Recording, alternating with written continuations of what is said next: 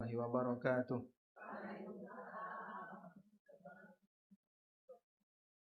Alhamdulillah wassalatu wassalamu ala Rasulillah wa ala alihi wa sahbihi wa mawala. Wa ashhadu an la ilaha illallah wahdahu la syarikalah wa ashhadu anna Muhammadan abduhu wa rasuluh. Salawatu rabbi wa salamu alaihi wa ala alihi wa ashabihi wa man sara ala nahjihi wa istanna bi sunnatihi ila yaumil qiyamah. Alhamdulillah, puji syukur kita haturkan kehadirat Allah. Pagi ini kembali kita lanjutkan kajian dengan membaca buku Riyadhus Shalihin. InsyaAllah kita sudah menyelesaikan satu bab tentang niat. Berikutnya kita masuk bab yang kedua, yaitu bab at-taubah, bab tentang taubat.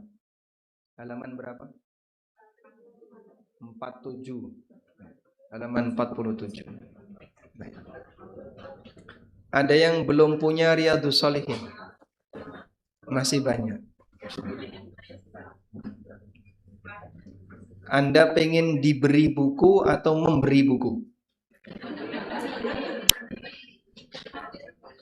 Mau diberi atau memberi? Memberi. Diberi. Lebih menyenangkan mana? Dikasih buku atau memberi buku? Memberi. Baik.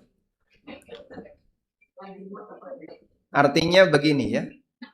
Yang barangkali belum punya, jangan berharap nunggu dikasih ya.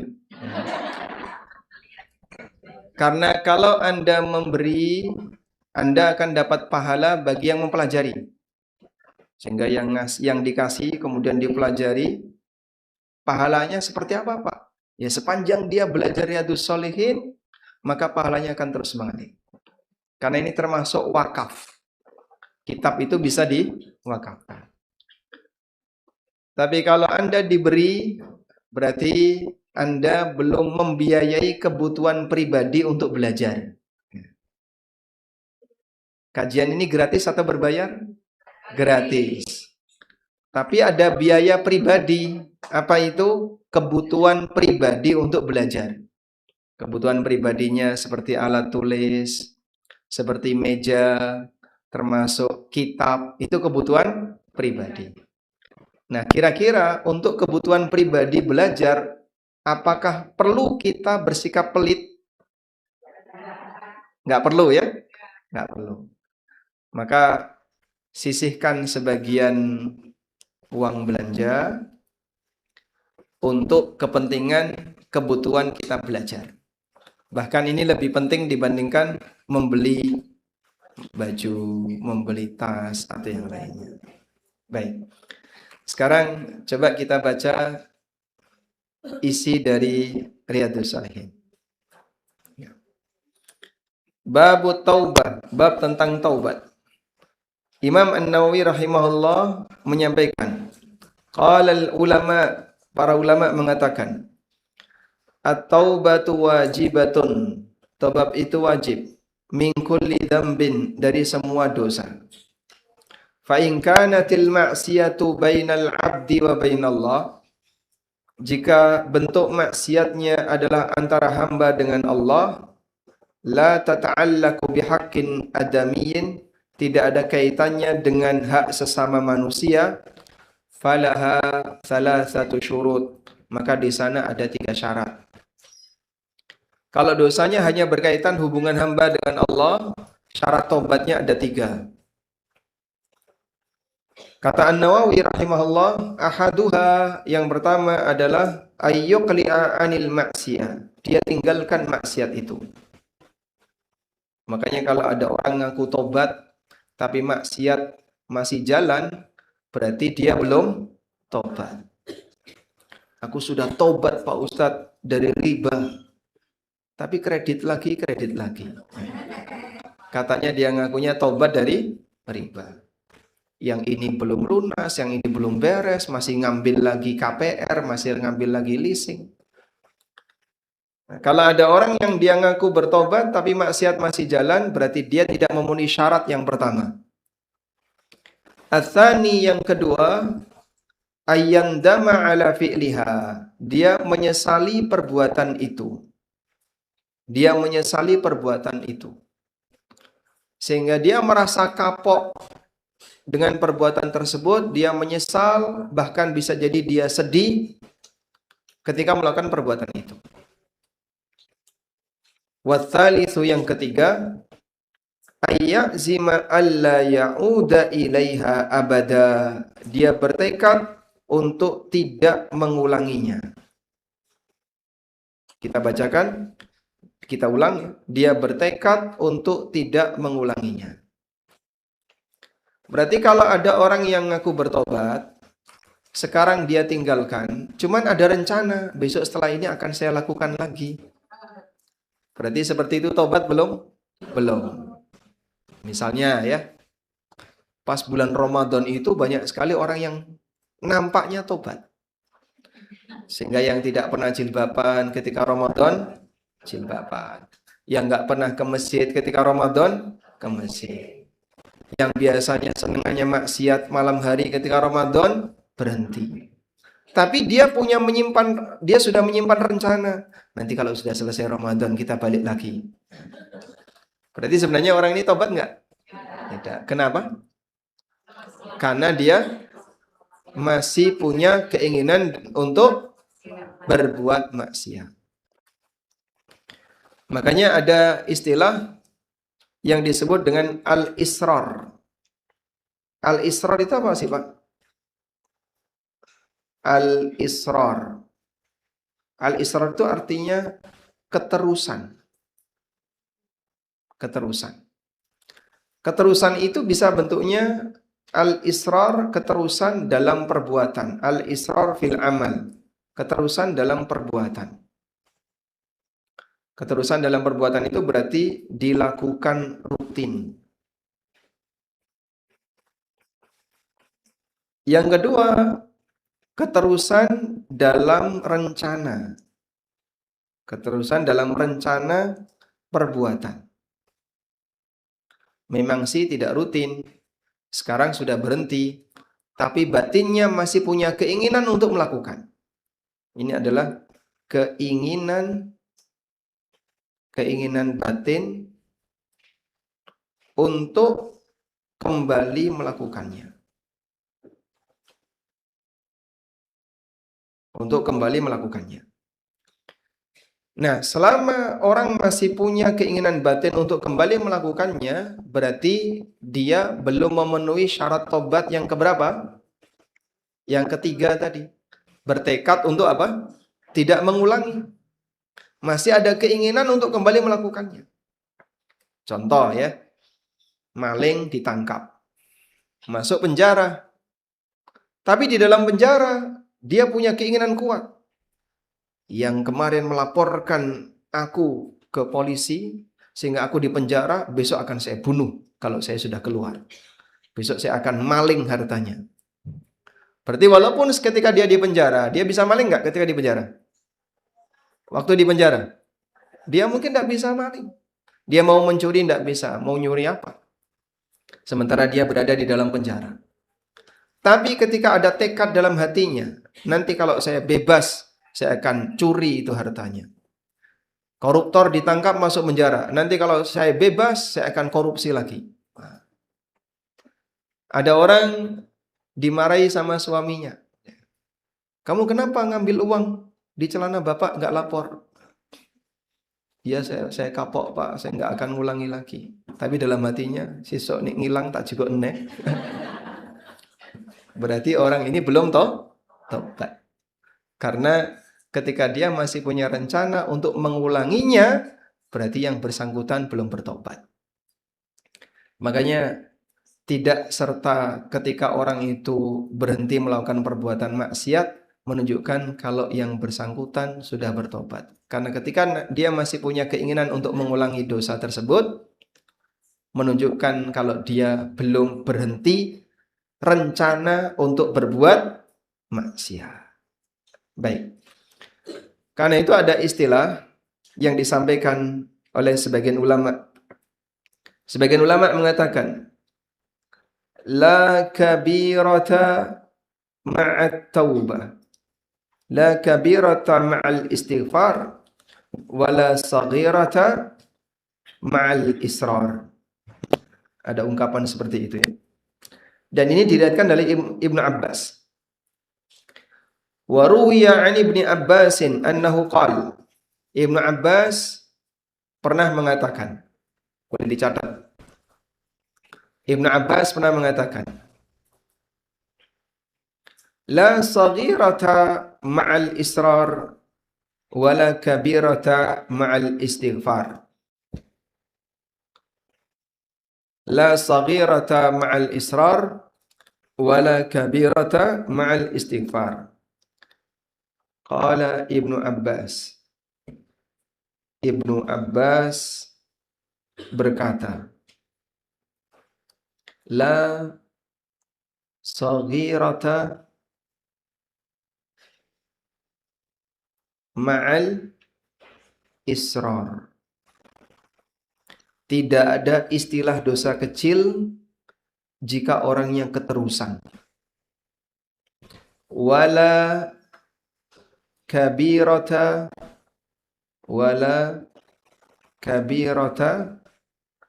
ma'al istighfar.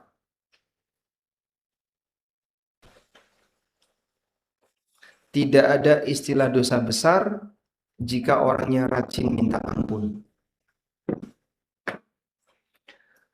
Tidak ada istilah dosa kecil kalau orangnya rajin atau keterusan melakukan dosa. Dan tidak ada istilah dosa besar kalau orangnya sering istighfar. Sebab Allah Subhanahu wa taala mengampuni semua dosa jika sang hamba mau bertobat kepadanya. Baik. Taubat sendiri itu secara makna apa, Pak? Taubat.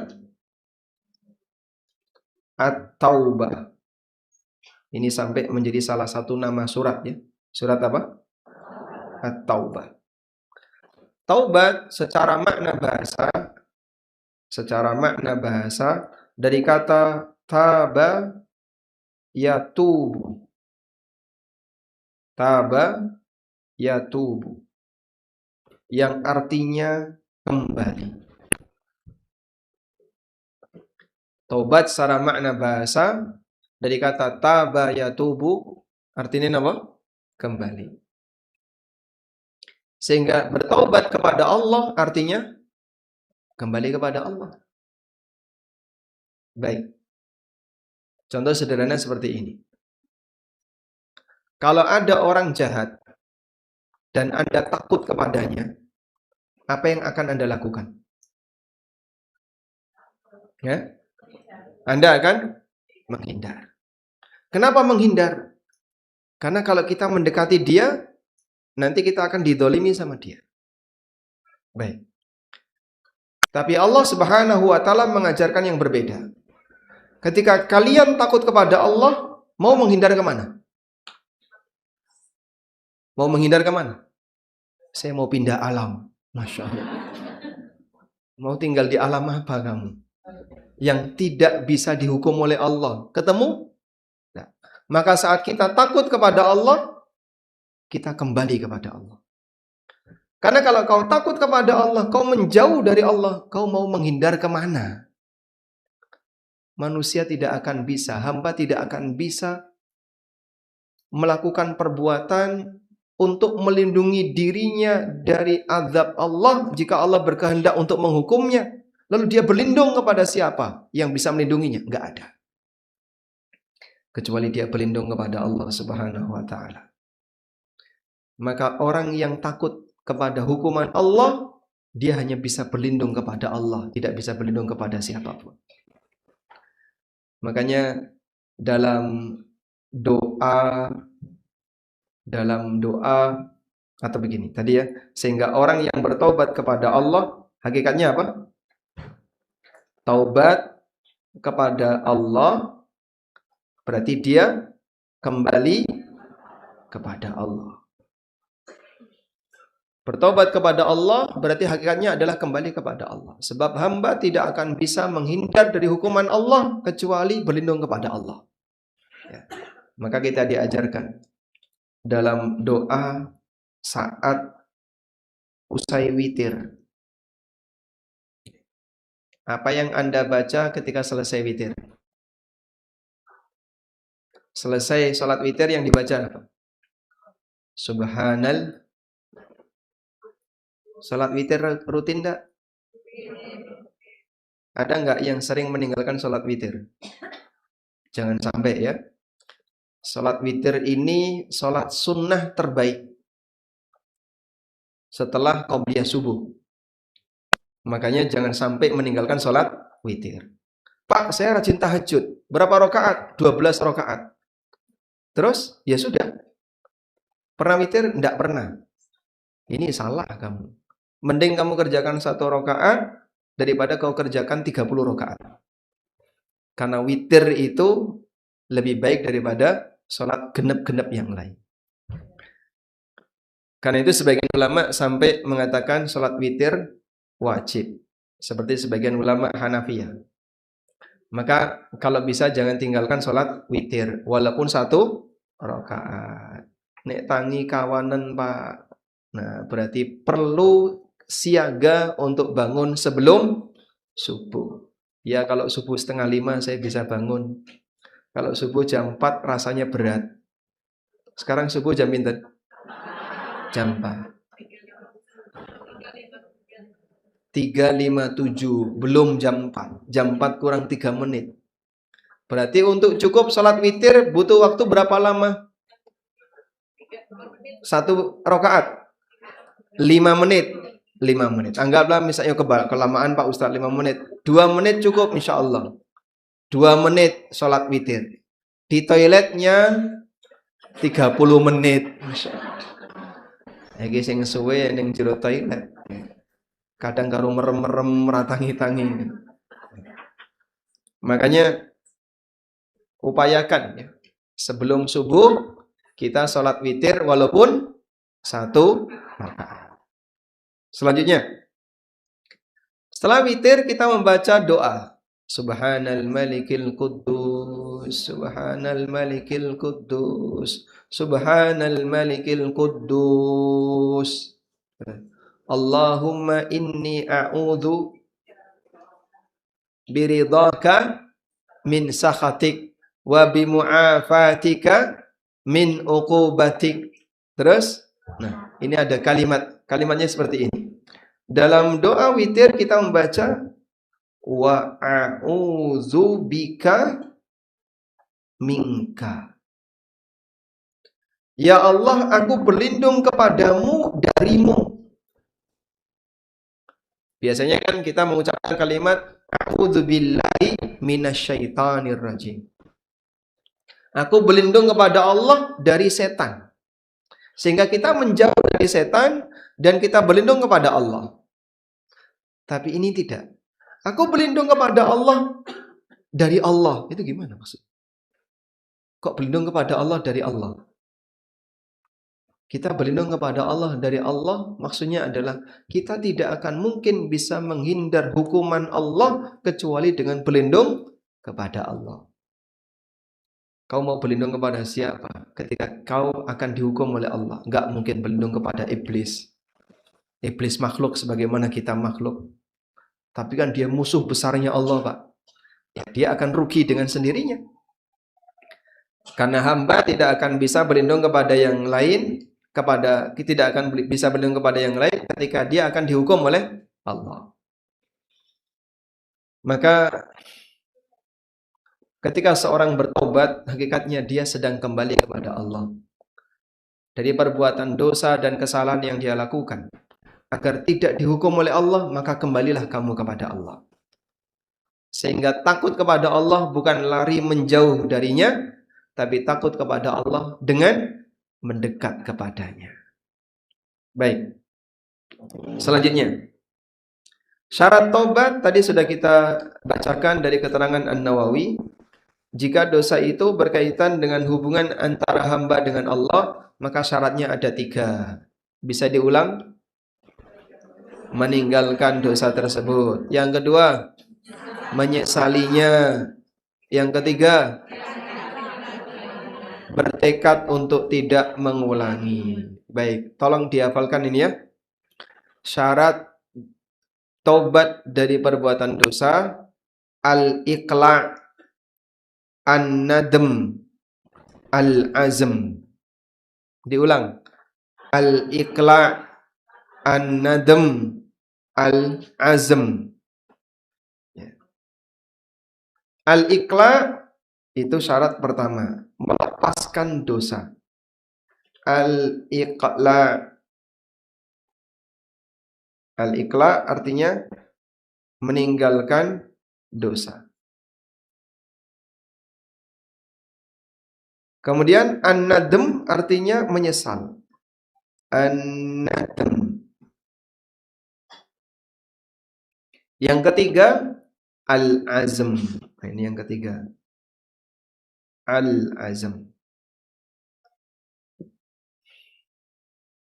Nah, karena Anda datang kajian, maka harus menghafal lebih daripada yang ikut online. Bahwa syarat tobat antara hamba untuk perbuatan dosa antara hamba dengan Allah ada 3. Al-iqla', an-nadm, al-azm. Apa arti al-iqla' tadi? Meninggalkan maksiat. Apa arti an-nadm? Menyesali perbuatan maksiat. Apa arti al-azm? Bertekad untuk tidak mengulanginya. Selanjutnya, wa in kanatil ma'siyatu tata'allaku bi adamiyyin. Apabila maksiat itu berkaitan dengan hak sesama manusia, fasyurutuha arba'ah, maka syaratnya ada 4. Syaratnya ada 4. 3 syarat di atas tadi ya, al-iqla', an-nadm, al-azm. Ditambah lagi wa ayyabra'a min haqqi sahibihi. Dia harus mengembalikan hak orang yang dia zalimi. Dia harus mengembalikan hak orang yang dia zalimi. Ya? Fa in kanat malan, kalau bentuk kezalimannya pada harta, au nahwahu atau semacamnya, raddahu ilai, wajib dia kembalikan. Wa in kanat hadda qadzafin, kalau bentuknya adalah menuduh, wa nahwahu atau semacamnya, makkanahu minhu au talaba afwahu, maka dia berikan kesempatan bagi orang yang dituduh tadi untuk menghukumnya. Kemarin aku sudah mencemarkan nama baikmu, aku sudah nuduh kamu, aku sudah menyakiti hatimu, ya. Begitu? Maka sekarang saya minta maaf, kalau kau mau menghukumku silahkan. Baik, aku akan menghukummu.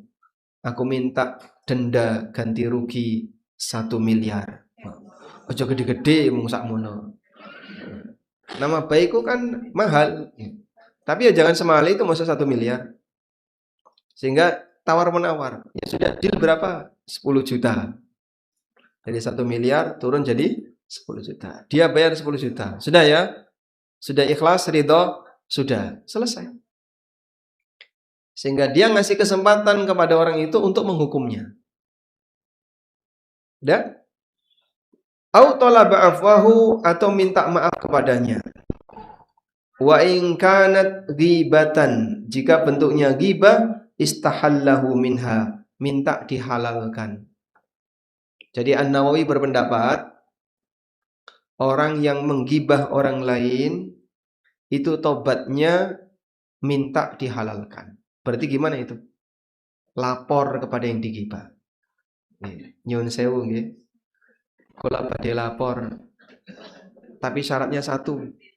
Kamu jangan marah ya. Apa? Ya syaratnya 1 itu, jangan marah ya. Janji jangan marah ya. Cerita dulu. Tapi syaratnya 1, kamu jangan marah. Nah itu yang berat. Nggak tahu saya nanti marah atau tidak. Ya sudah, kalau kamu nggak bisa menjamin tidak marah, saya nggak mau lapor. Ya. Kata Nabi rahimahullah, Anda lapor sampaikan, mohon maaf, kemarin kamu saya gerenengi di depan si A, B, C. Kamu kemarin saya gibah di depan A, B, C. Marah nggak kira-kira? Marah? Marah. Saya minta maaf, kemarin saya sempat menggibah kamu. Marah nggak? Nggak? Nggak. Kasih hadiah. Alhamdulillah. Tapi banyak orang yang nggak minta maaf. Sehingga dia gibah, dia malu untuk ketahuan. Wah, aku kemarin gibah dia, sekarang ketahuan. Makanya dia sekarang sama saya jadi jaga jarak. Wa yajibu ayyatuba min jami'id dzunub. Kata An-Nawawi, wajib untuk bertobat dari semua bentuk dosa. Fa in taba min ba'diha, jika dia bertobat sebagian dosa, sahhat taubatuhu inda ahlil haq min dalikat dambi.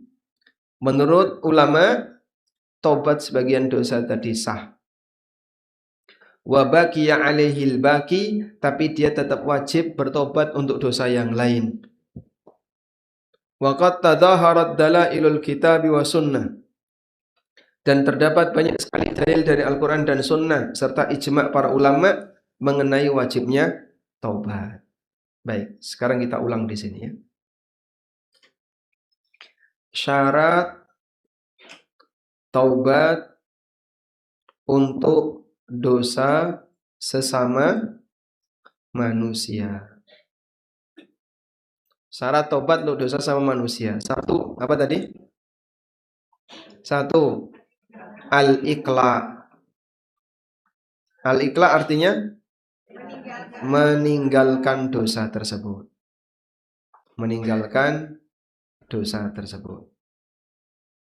Dua, menyesali an-nadam, menyesali perbuatan dosa itu. Yang ketiga, al-azam, bertekad untuk tidak mengulangi. Tekad untuk tidak mengulangi. Satu lagi, yang keempat, mengembalikan haknya. Mengembalikan hak orang yang dizalimi. Baik. Sekarang kezaliman itu bentuknya apa saja, Pak? Ya beragam. Ada yang mendolimi hartanya, ada yang mendolimi nama baiknya, ada yang mendolimi fisiknya, dan seterusnya. Sehingga dolim, jika sasarannya adalah harta, maka cara tobatnya adalah mengembalikan. Mengembalikan. Kalau nggak dikembalikan, Pak, orangnya akan nagih di akhirat.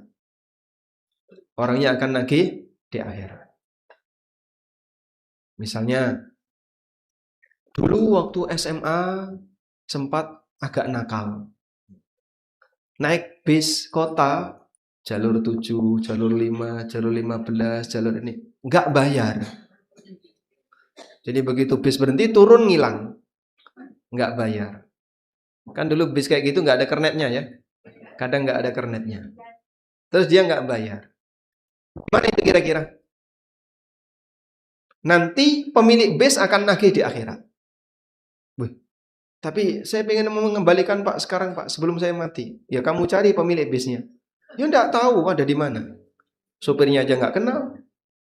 Pemilik bisnya apalagi. Jika tidak bisa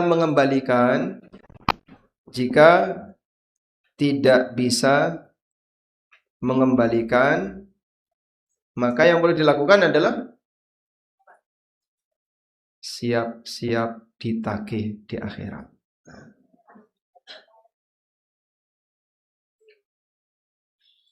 Sebab urusan dunia tidak selesai kalau ditinggal mati.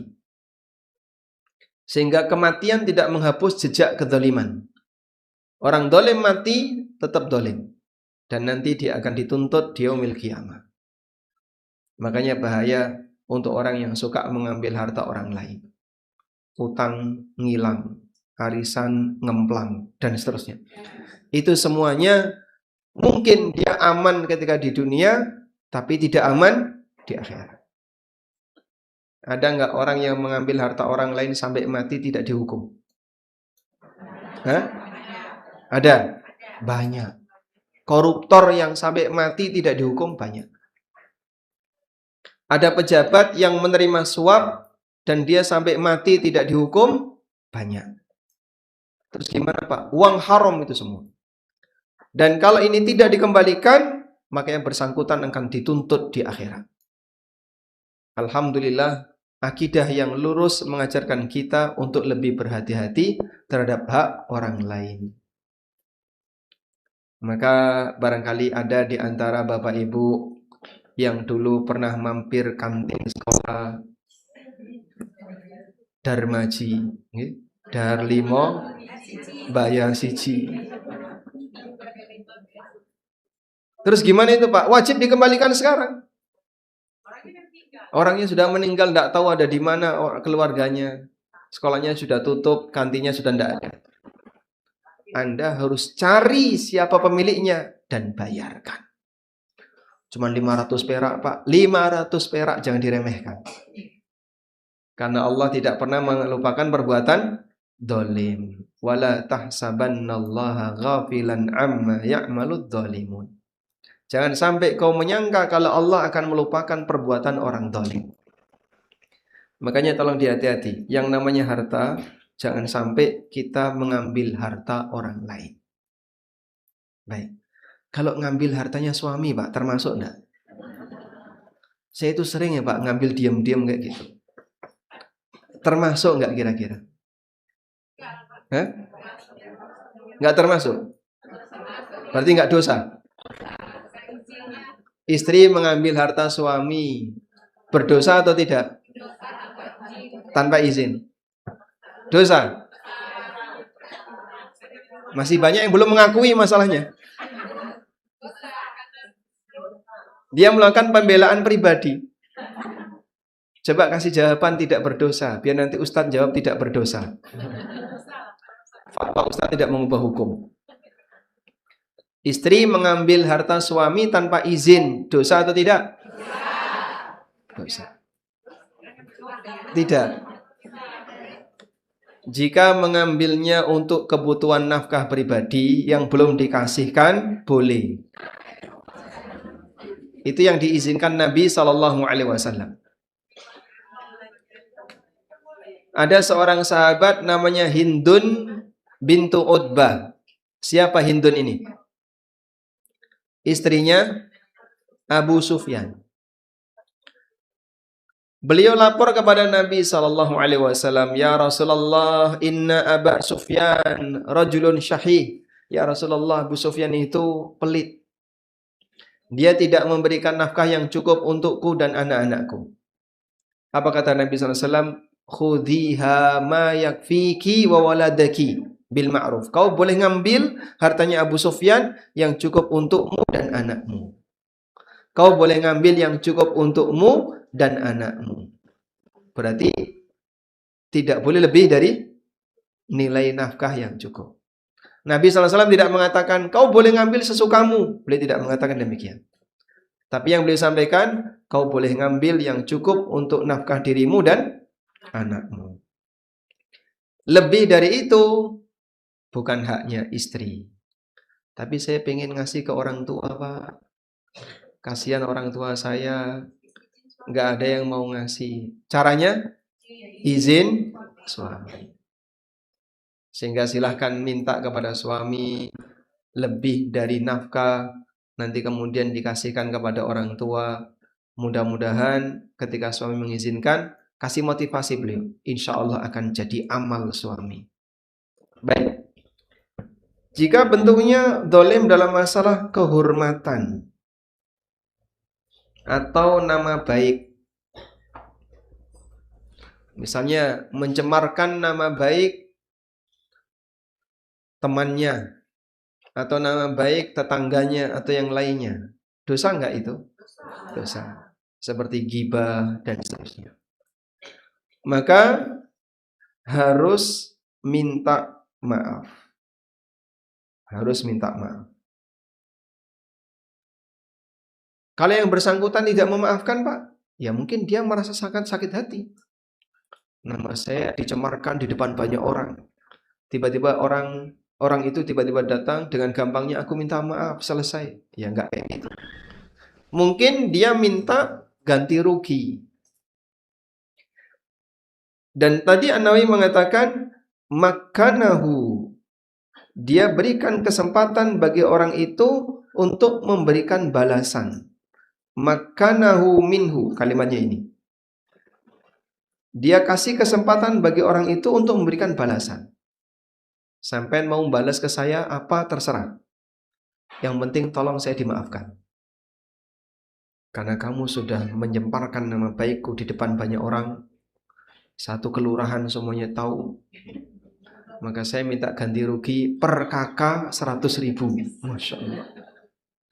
Satu kelurahan ada berapa kakak? Ada sekian ribu kakak. Masya Allah. Jadi mungkin dia minta ganti rugi sekian puluh juta dan seterusnya. Baik. Sehingga dia harus minta maaf.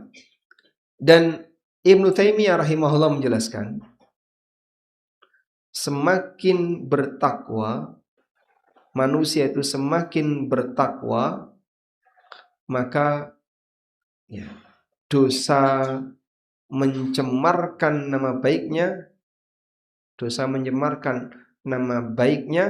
makin besar.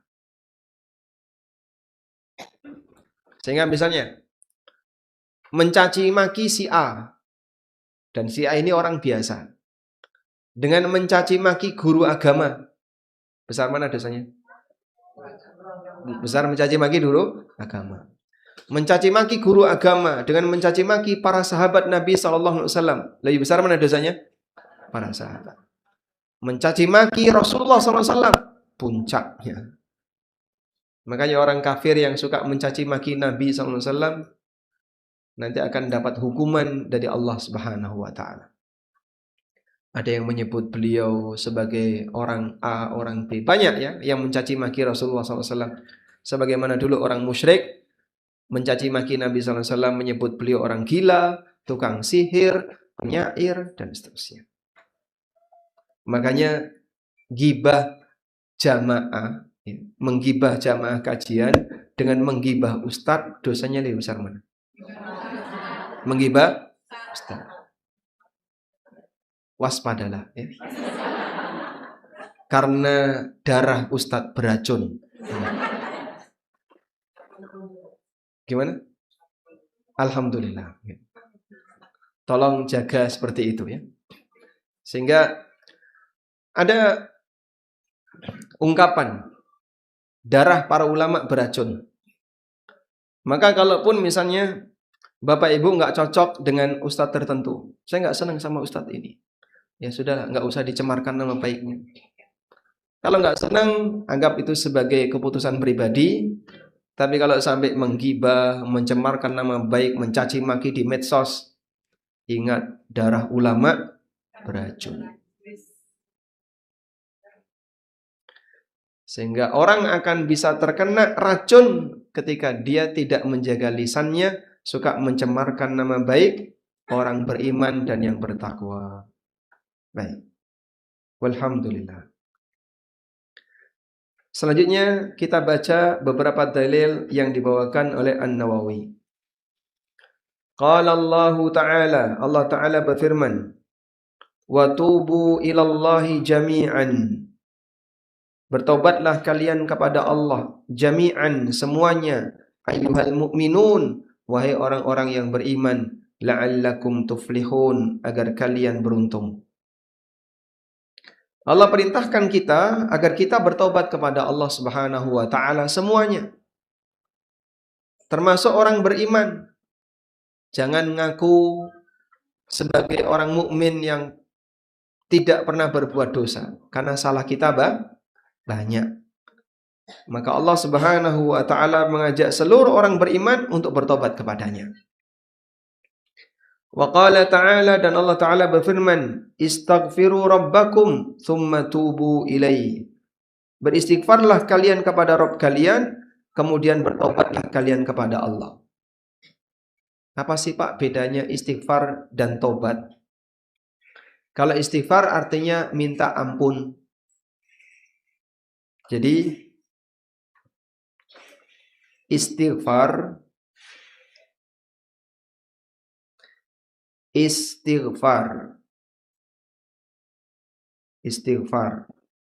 ya, itu artinya minta maghfirah. Minta maghfirah. Maghfirah, al-maghfirah, artinya penutup. Maghfirah itu artinya secara bahasa penutup. Dalam bahasa Arab, helm itu disebut dengan al-mighfar. Helm itu bahasa Arabnya apa? Al-mighfar.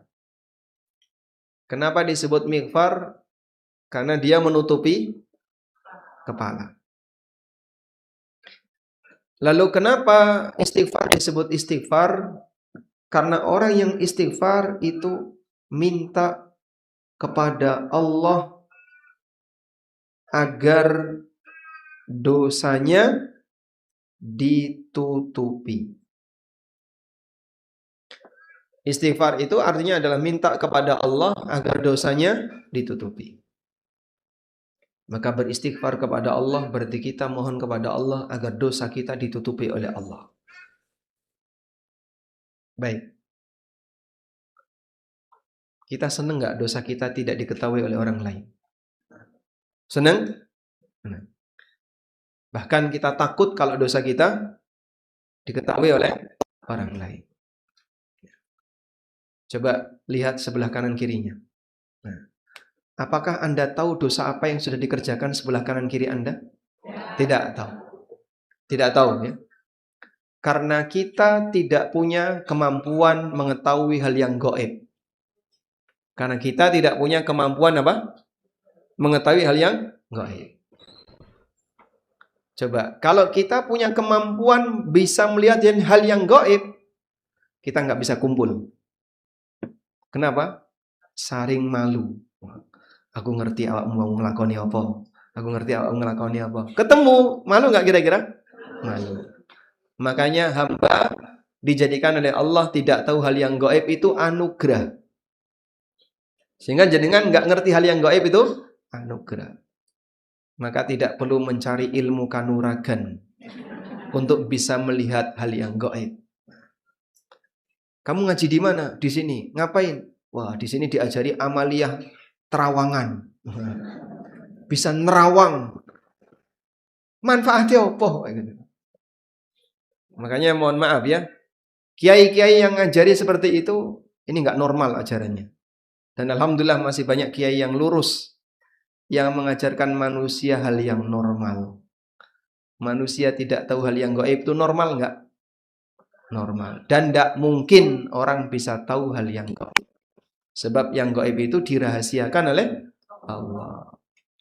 Maka karena satu dengan yang lain tidak tahu hal yang gaib, jenengan tidak tahu dosa sebelah kanannya, tidak tahu dosa sebelah kirinya, orang lain juga tidak tahu dosa kita, sehingga ketemu rasanya nyaman. Kalau antar sama kita tahu dosanya, isin harus ketemu. Begitu ya? Karena itu bagian dari anugerah Allah, dosa hamba ditutupi. Sehingga kalau dosanya sudah ditutupi, jangan disebarkan. Contohnya gimana Pak? Cerita dosa nih. Salah ya itu ya? Saya mau cerita kepada kamu. Apa? Pengalaman saya dulu sebelum hijrah. Dosa-dosanya sing dhisik wong sing terano do ngerti malah diceritakan.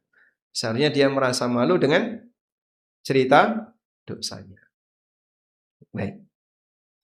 Allah Subhanahu wa taala menutupi dosa kita.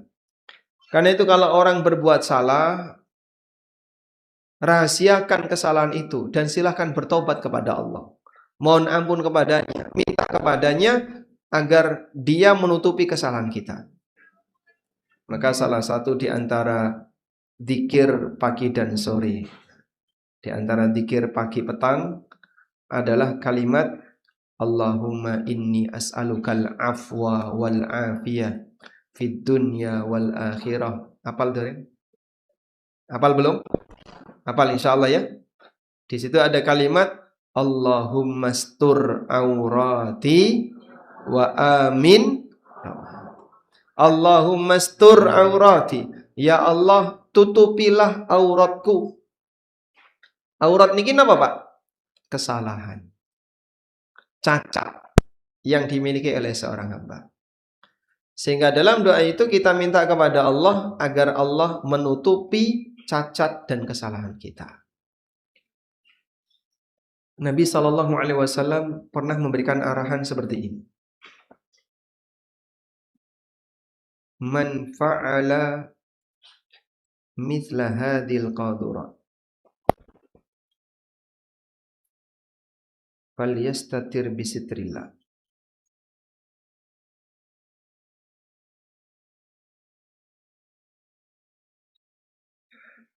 Dalam sebuah hadis yang sahih, hadisnya dari Abdullah bin Umar radhiyallahu anhu. Nabi SAW bersabda, Ijtanibu hadhil qadhurat. Jauhilah perbuatan-perbuatan kotor itu. Allati nahallahu anha, yang Allah larang. Perbuatan kotor yang dimaksud yang merusak kehormatan. Yang berkaitan dengan masalah zina. Jauhi semua perbuatan kotor yang merusak kehormatan yang berkaitan dengan masalah zina. Faman alamma, tapi siapa yang pernah melakukannya, falyastatir bisitrillah, maka tutupilah dirinya dengan tabir Allah. Maksudnya apa? Maksudnya jangan diceritakan. Sehingga mungkin ada yang pernah punya pengalaman gak benar. Mohon maaf, misalnya pernah pacaran misalnya, atau pernah dekat dengan lawan jenis yang bukan mahram padahal dia sudah punya pasangan, atau pernah ini pernah itu, yang itu adalah sesuatu yang kotor. Falyastatir bisitrillah, maka rahasiakan dengan tabir Allah. Waliyatub ilallah, dan bertobatlah dia kepada Allah. Ada seorang wanita belum menikah tapi pernah berzina, dilamar oleh seorang lelaki. Pak, saya perlu cerita enggak, Pak? Jangan. Tapi nanti gimana kalau saya enggak cerita? Saya jadi beban pribadi saya. Enggak usah cerita. Nah terus gimana? Enggak usah cerita. Tapi lagi enggak usah cerita. Ya sudahlah, saya enggak cerita. Setelah akad nikah, malam pertama cerita. Masya Allah. Apa yang kira-kira akan terjadi? Sah. Ya? Berantem. Ngapain kau cerita? Tapi saya nggak enak, saya merasa jadi beban pribadi saya kalau saya nggak cerita. Terus apa manfaatnya ketika kau cerita? Rasanya plong, bukan plong, merusak hubunganmu. Saya akan bercerita kepada orang terdekat saya, nggak usah. Ini justru akan merusak harga dirimu, merusak kehormatanmu. Rahasiakan serahasia mungkin. Itu hubungan kamu dengan Allah, cukup sudah. Kalau kemudian tidak ada satupun manusia yang tahu di dunia ini sampai kau mati, lebih baik. Karena mereka tidak punya kepentingan dengan itu. Ya. Kecuali kalau sampai hamil. Nah, kalau hamil harus ngaku ya. Sehingga dia hamil, nikah dengan lelaki yang bukan menghamilinya. Nah, itu tidak boleh. Sebab yang namanya anak harus jelas nasabnya. Makanya kalau dia hamil, dia nggak boleh tidak bercerita. Dia harus terus terang, saya lagi hamil. Maka saya tidak boleh nikah sampai selesai persalinan. Fa innahu man yubdilana safhatahu, karena siapapun yang dia membuka aibnya, membuka rahasia pribadinya, nukim alaihi kitaballahi azza wa jalla, maka kami akan tegakkan hukuman had untuknya, dirajam atau dicambuk. Sehingga Nabi SAW dulu memberikan peringatan, ya, yang pernah berbuat zina, yang ini, sudahlah rahasiakan. Urusan kalian dengan Allah, silakan banyak bertobat, jangan lapor. Karena kalau kau lapor, dihukum. Dan nanti nama baiknya jadi tercemar di mana-mana. Sebab hukuman zina itu ditegakkan di tempat umum. Ya. Wal yashhad, kata Allah dalam Al-Quran, wal yashhad adzabahuma ta'ifatun minal mu'minin. Hendaknya ada sekelompok orang mukmin yang menyaksikan hukumannya. Sehingga si A dan si B ketahuan zina, dihukum. Karena belum nikah, dihukum apa? Cambuk. Dihukum di mana? Di dalam kamar. Tidak ada satupun orang yang tahu. Salah. Yang benar dihukum di tempat umum. Misalnya di balai RT atau di lapangan, disaksikan oleh banyak orang agar menjadi hukuman sosial. Koyong ini loh, nek awakmu ngelakoni perbuatan itu, nanti kalau sampai ketangkap kau akan dihukum seperti itu, sehingga kehormatannya tercemar. Orang lihat, wah, iki sing dhisik wis tahu dihukum, iki sing dhisik wis tahu dicambuk. Sehingga kalau dilihat orang gimana? Malu. Baik. Karena itu sebelum ketahuan, Allah Subhanahu wa taala mengajarkan kepada kita hendaknya dirahasiakan. Baik. Sedangkan taubat artinya kembali. Kembali kepada siapa? Kembali kepada Allah. Bentuknya adalah mohon ampun agar dosanya tidak dihukum. Maka istighfar itu memohon kepada Allah agar dosa kita ditutupi. Dan bertobat itu kita mohon kepada Allah agar dosa kita diampuni. Sehingga istighfar digandeng dengan tobat, berarti kita mohon kepada Allah dosa kita ditutupi dan diampuni. Ada nggak Pak orang yang dosanya diampuni tapi tidak ditutupi? Banyak. Sehingga sebelum dia dimaafkan, dicaci maki dulu. Kemudian diumumkan di banyak orang. Diviralkan dulu. Baru setelah viral, saya maafkan kamu. Itu berarti apa? Nama baiknya dicemarkan, baru setelah itu dimaafkan. Akan lebih baik kalau nama baiknya dirahasiakan, tetap dijaga oleh Allah, dan di saat yang sama dosanya diampuni. Wa qala ta'ala, dan Allah Ta'ala berfirman, ya ayyuhalladzina amanu, wahai orang yang beriman, tubu ilallahi, bertaubatlah kalian kepada Allah, taubatan nasuha, dengan taubat nasuha. Taubat nasuha itu taubat yang serius. Taubat nasuha berarti apa? Taubat yang dilakukan dengan serius, memenuhi semua persyaratan taubat.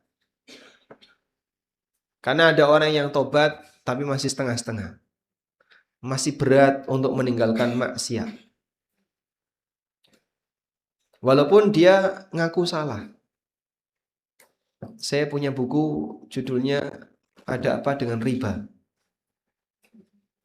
Salah satu di antara jamaah pengajian di Yogyakarta, ummahat, ibu-ibu, dia bilang, saya nggak berani baca buku ini. Jadi baca buku Ada Apa Dengan Riba itu dia nggak berani.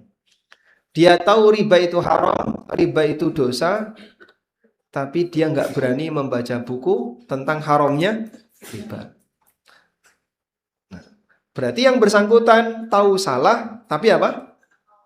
Nggak mau tobat.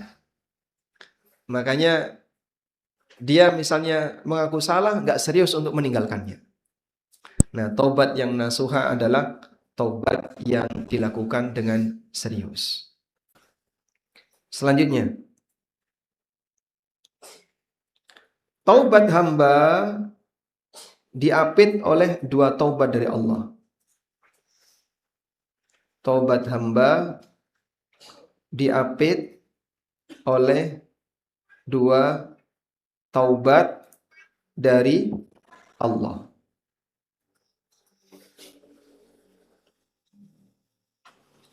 Sebagaimana yang Allah Subhanahu wa taala firmankan dalam Al-Qur'an, "Tsumma taballahu 'alaihim liyatubu."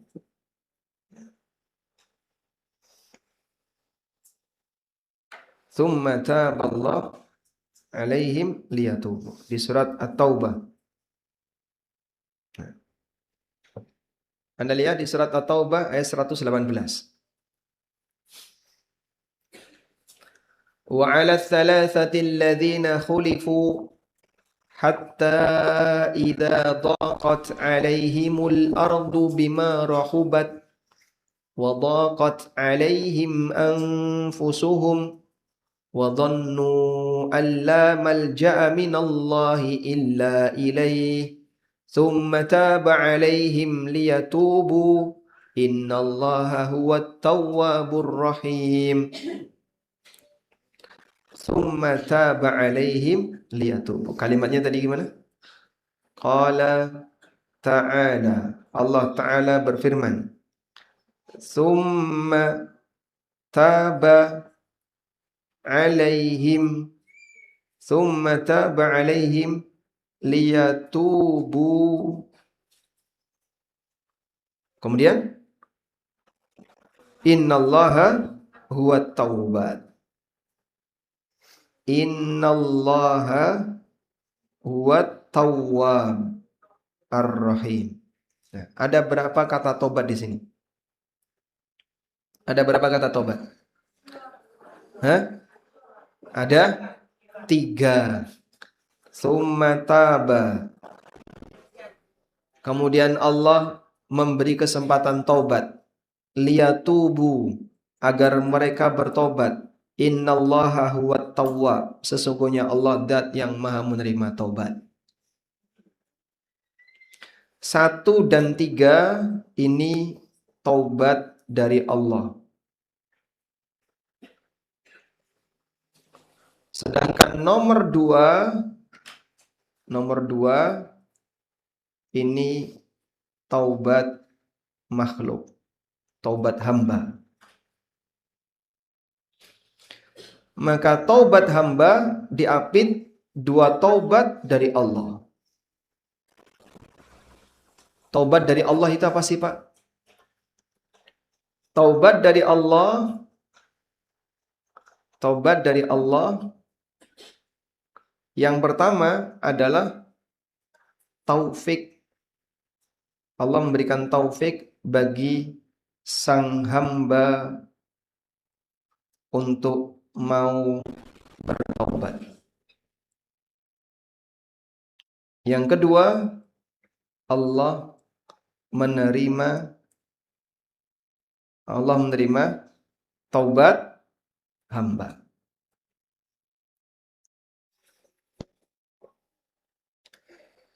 Maksudnya gimana, Pak? Seorang hamba yang berbuat salah, kapan dia bisa bertobat? Seorang hamba yang berbuat salah, kapan dia bisa bertobat?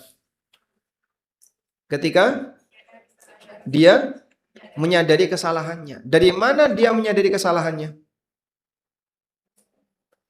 Saat Allah memberikan taufik kepadanya. Kalau Allah nggak kasih taufik kepadanya gimana? Dia tidak akan menyadari kesalahannya. Sehingga ada orang yang jelas-jelas berbuat salah, cetol-cetol salah, bahkan sudah viral salah, tapi tetap membela diri. Karena Allah belum ngasih taufik kepadanya untuk ngaku salah. Sehingga sudah jelas sekali ketahuan korupsi kuota haji. Misalnya ya. Tapi upaya pembelaannya Masya Allah nggak karuan dan tidak masuk akal. Karena Allah belum berikan taufik kepadanya untuk ngaku salah, jadinya dia tidak mau ngaku salah. Tapi bagi mereka yang diberi taufik oleh Allah untuk ngaku salah, dia ngaku salah. Maka dari mana hamba ini bertobat? Karena dari taufik Allah. Itulah yang dimaksud summa taba alaihim. kemudian Allah memberi taufik taubat kepada mereka. Ini taubat yang pertama. Taubat dari Allah yang pertama adalah Allah berikan taufik untuk bertaubat. Kemudian setelah itu hamba bertaubat. Setelah hamba bertaubat, Allah terima taubatnya. Innallaha huwat tawwab. Sesungguhnya Allah zat yang menerima taubat. Masya Allah. Jadi kurang pemurah apa lagi? Sehingga hamba berbuat dosa kepada Allah, Allah kasih dia kesempatan untuk taubat, dosanya hilang jika dia mau taubat. Baik. Nah, taubat hamba adalah di sini. Taubat hamba, apa bentuk taubat hamba? Taubat hamba apa? Minta ampunan. Minta ampunan kepada Allah. Minta ampun kepada Allah. Dan taubat hamba cuma satu. Taubat Allah dua. Satu ini diapit, dua di atas. Wallahu a'lam. Karena itu bagi orang yang sebelumnya mungkin belum hijrah, lalu ada keinginan untuk hijrah. Sekarang saya ngaku kayaknya saya salah. Saya merasa saya salah. Nah, ketika muncul merasa salah, segera direspon. Karena itulah taufik taubat dari Allah. Kalau merasa salah kok enggak direspon, karena egonya, hawa nafsunya yang tinggi, sombongnya yang tinggi, sehingga merasa salah tadi tersingkir. Maka dia taubat, kesempatan dia taubat tertutup. Akibatnya dia tidak mau ngaku salah. Wallahu a'lam. Wassallallahu ala nabiyyina Muhammadin wa ala alihi wa sahbihi wasallam.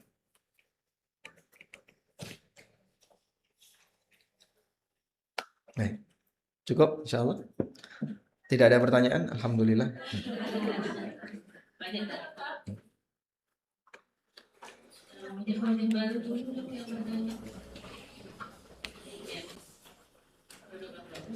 Silakan lagi ya. Oke, kacamata satu lagi. Masih terus. Itu yang di sana sebelah Oma. Silakan. Baik.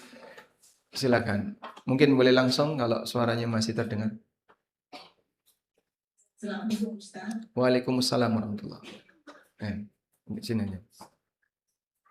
Begini Ustaz, ketika antara si piutang dengan yang utang itu udah berakad bahwa utangnya akan dibayar pas jatuh tempo. Tapi ketika sudah jatuh tempo, si yang utang itu tidak bayar, apakah si piutang wajib mengingatkan Ustaz? Terima kasih Ustaz. Baik. Jika sudah sampai jatuh tempo kok dia belum bayar, si A utang sama si B. Kesepakatannya bulan depan. Sampai bulan depan dia belum bayar. Apakah wajib mengingatkan? Ada dua pilihan. Kalau dia ridho untuk ditunda, ya silahkan didiamkan. Tapi kalau dia ridho atau dia tidak ridho ditunda, segera ingatkan. Begitu. Ini haknya si pemberi utang. Dia boleh mengingatkan, dia boleh tidak mengingatkan. Wallahu a'lam. Assalamualaikum. Waalaikumsalam. Jika mengqadha salat witir setelah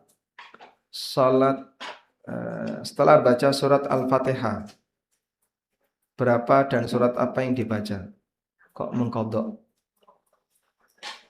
Pelaksanaan surat witir jika diqadha ditambah 1 menjadi genap. Baik. Bagi yang kelewatan sholat witir, maka diqadha di waktu duha. Diqadha di waktu duha. Lalu di waktu duha sholatnya berapa Pak? Tidak ada sholat ganjil di siang hari. Semua sholat di siang hari genap.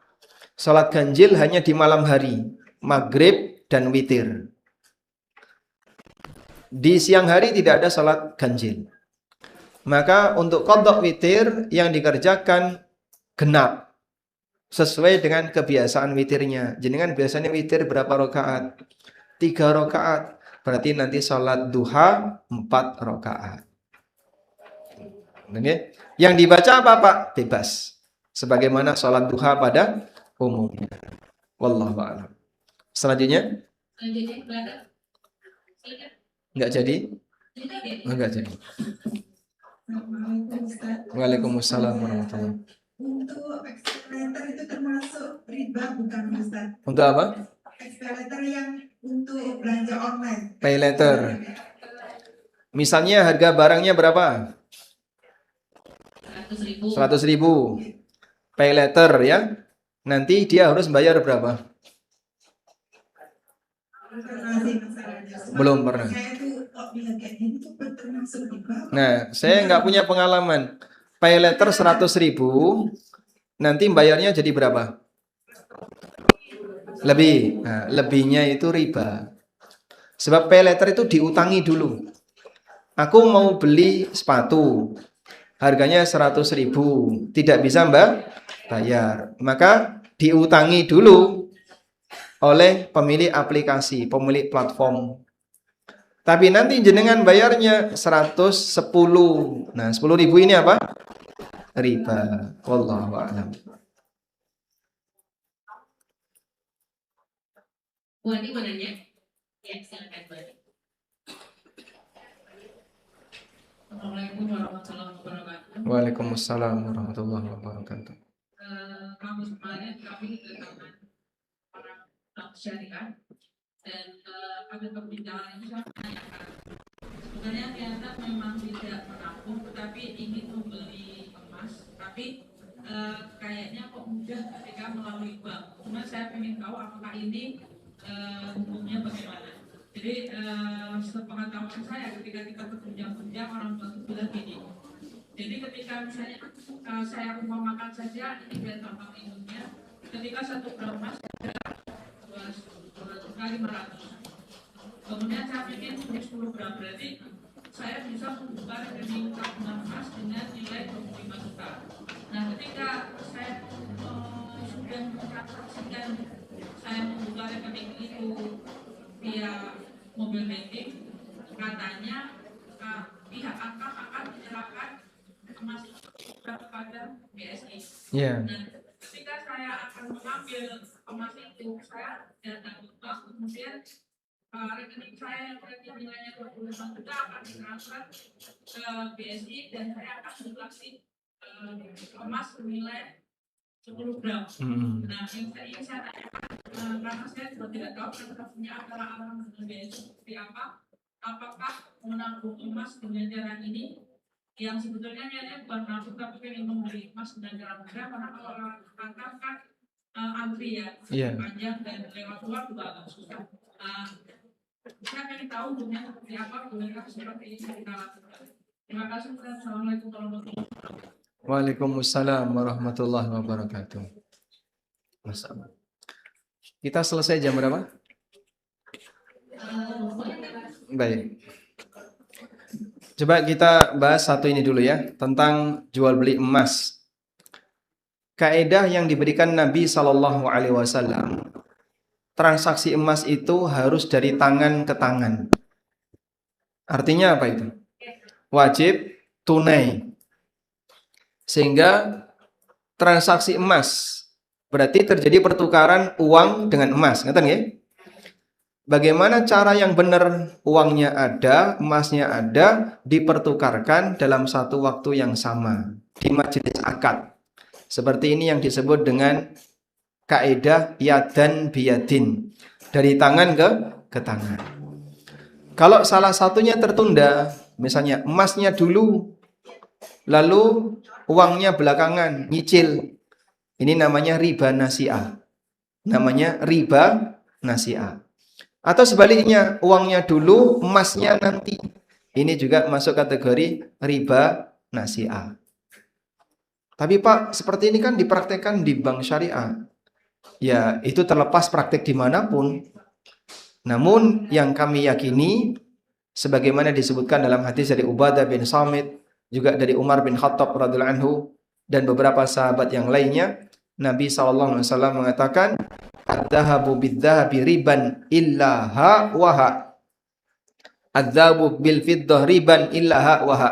emas dengan emas itu riba, emas ditukar emas itu riba, kecuali hak wa hak. Hak wa hak itu artinya dari tangan ke tangan, nyah nyoh. Emas dengan perak juga riba, kecuali jika hak wa hak, dari tangan ke tangan. Maka kalau ada produk seperti itu, kami tidak merekomendasikan. Ya. Masih banyak penjelasan detailnya, tapi secara umum demikian. Penyekap ya, ini karena waktunya terbatas, barangkali di antara Bapak Ibu ada yang mau mengajukan pertanyaan, namun belum sempat diakomodir oleh panitia. Sebaiknya daftar dulu, biar besok diprioritaskan. Ibu yang sana tadi, dari Satu. silakan. Yang mana? Punya jawab buat aja Bu. Sudah musik. Waalaikumsalam.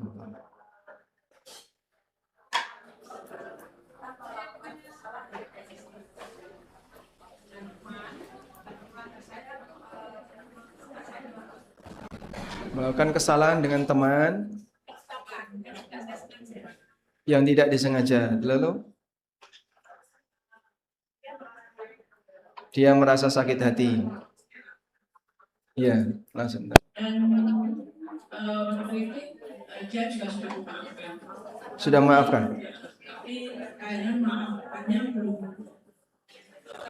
ikhlas. Gimana setelah saya harus minta maaf lagi? Dia sudah menyatakan memaafkan. Sudah menyatakan memaafkan. Baik. Insya Allah kewajiban ibu sudah selesai. Masalah dia belum ikhlas dan tidak ikhlas, itu bawaan perasaan. Nabi sudah pada bubar ya? Ya sudah. Ibu, Kita tutup sama adabnya sini. mana? Nanti belum ditutup. Coba kita tekan dulu ya Ibu. Adabnya mana? Ya. Nabi SAW, beliau itu tidak nyaman ketika melihat Al-Wasi. Siapa Al-Wasi? Yang membunuh Hamzah. Sehingga saat Al-Wasi itu masuk Islam, Rasulullah SAW minta, kamu jangan nampakkan mukamu di depanku. Itu setingkat seorang Nabi ya. Karena beliau teringat pamannya. Ini yang membunuh paman saya, yang sangat beliau cintai. Makanya kalau si A pernah salah sama si B, terus minta maaf, si B sudah memaafkan, tapi kok rasanya ketika ketemu masih nggak enak, normal. Karena manusia punya perasaan. Tapi ada juga yang membuang perasaannya jauh-jauh. Sudahlah, lupakan saja, anggap saja dulu itu karena kita digelincirkan setan. Seperti yang dialami Nabi Yusuf. Nabi siapa yang pemaaf? Nabi Yusuf, yang Allah ceritakan dalam Al-Quran. Saudaranya datang dalam keadaan sangat butuh kepada Yusuf, tapi Nabi Yusuf mengatakan, antumut tulaqa, kalian semuanya bebas, tidak ada satupun yang dihukum, padahal mereka pernah mencoba membunuh Yusuf. Itulah pemaafnya Yusuf. Wallahu a'lam. Demikian. Wassallallahu ala nabiyyina Muhammadin wa ala alihi wa sahbihi wa sallam. Wa akhiru da'wana anil hamdulillahi rabbil alamin. Wassalamu alaikum warahmatullahi wabarakatuh.